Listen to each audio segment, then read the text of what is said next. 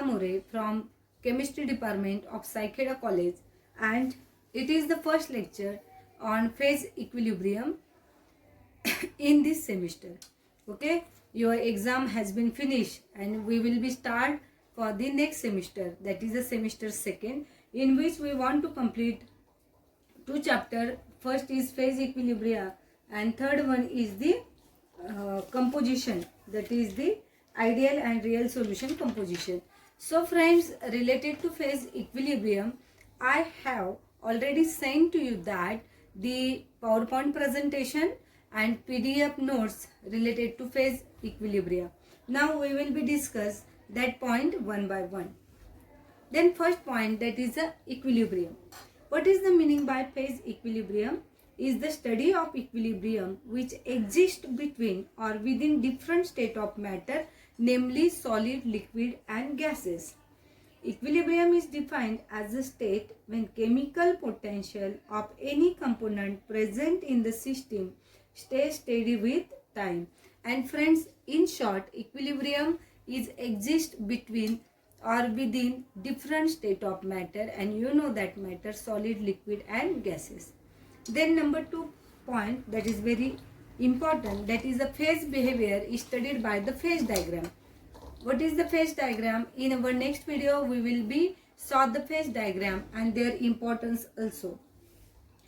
The phase diagram are visualized and very visualize how the phases behave in that solution, in that system, and which is a powerful tool to understand the condition of the solid, liquid and vapor phase in the system.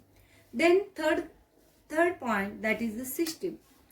System is defined as a substance or a mixture of substances which is isolated in some way from other substances. Means what? It is the combination, and in this system we are find out the way to separate out the substance from one to another one. Then number 2 is a phase. So friend, is denoted by P. It's defined as a homogeneous part of a system that is physically distinct and mechanically separable part of the system. Are you understand this?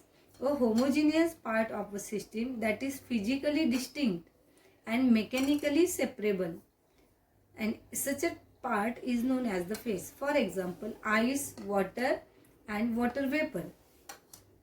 So friend, all those phases are physically distinct.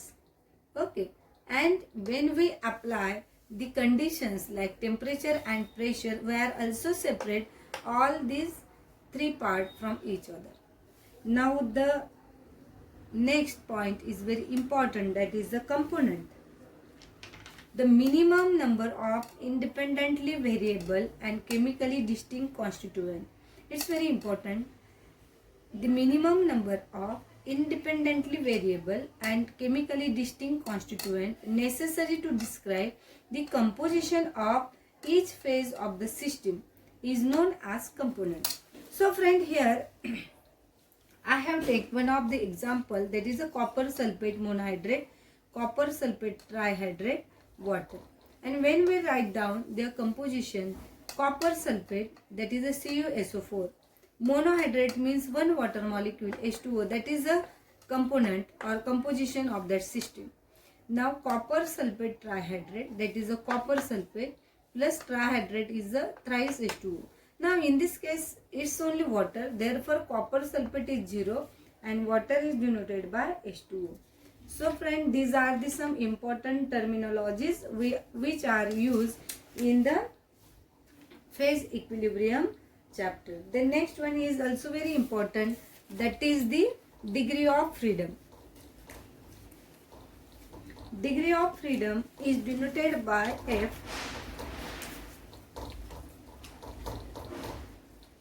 Degree of freedom is denoted by F. The minimum number of intensive variable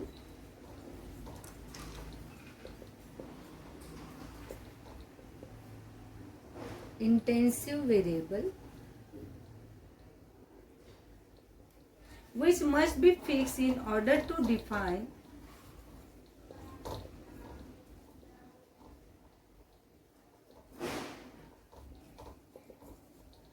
in order to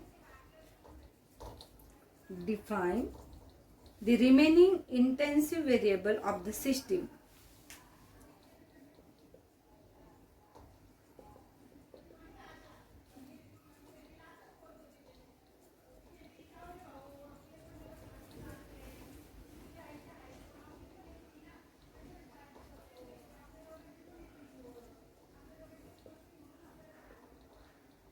Is called the degree of freedom of the system. Now, if we consider, in short, it is the ice, then it is the water, and it is the water vapor. I am right. Sorry. This is the system in which water is in solid form, means ice convert into the water, water in the form of the liquid, and it convert into the water vapor. This occurs only at a particular pressure and temperature. Thus, when we say that three phases of water coexist at equilibrium, the system becomes non-variant and degree of freedom of such a system is 0. Means what?